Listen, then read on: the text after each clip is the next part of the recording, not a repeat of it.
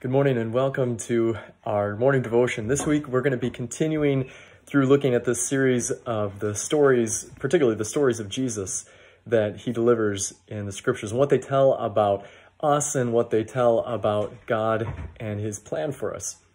And so today we're going to look at Matthew 25, and this is the story that Jesus tells about the 10 virgins. And he tells us for a very specific purpose. One of the effects of the last couple months that I've seen is a renewed interest in the end times. People looking at what's going around us in the world and saying, does this mean that the end is near, that Jesus might be coming again? And it's natural that we have those questions and that we wonder this. It's interesting fact, when someone comes or calls and they say that they're going to be coming over, we naturally want to know at what time are they coming. We want to know, do we have half an hour to prepare? Do we have all day? Are you on the way walking up to the door right now? Do we have to shove things into the closet to make everything prepared in that moment for when they walk through the door? Or do we have time to wait? We naturally want to know that about the end as well, because in Matthew chapter 24, right before Jesus tells this story of the 10 virgins, he is talking about the end times. He's talking about the coming of the Son of Man, and that he doesn't know when that day or that hour will appear.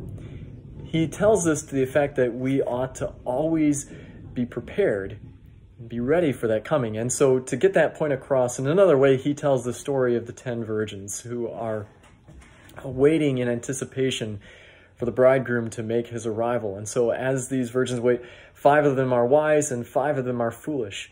As they wait for him to arrive, 5 have brought extra oil for their lamps and 5 have not. But it seems as if their estimation of when the bridegroom would arrive was off. The time lengthened, they became drowsy, and then a shout rang out, the bridegroom is coming, prepare yourselves. And the virgins all wake up and they trim their lamps and they pour the extra oil they've got in, and 5 of them realize that they haven't brought enough. And so they look to the 5 wise ones, the ones who were prepared, and they say, well, give us some of yours.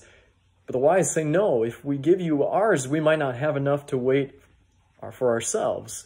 And so the foolish ones, they run off in order to get more, only to realize that by the time they've returned, they've missed his arrival.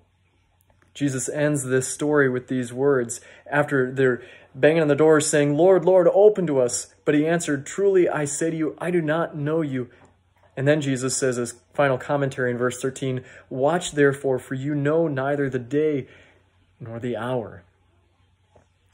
As Christians, we have been given this incredibly good news, not just that Jesus has defeated sin, death, and the devil by his resurrection, but that he's coming again, and that when he comes that final time, everything will be set right. His coming will usher in the new heavens and the new earth, an eternal place for us to live with him.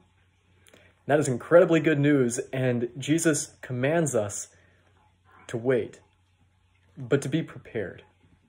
There's a professor at seminary who had a sign in his office that read, perhaps today. That's all the sign read.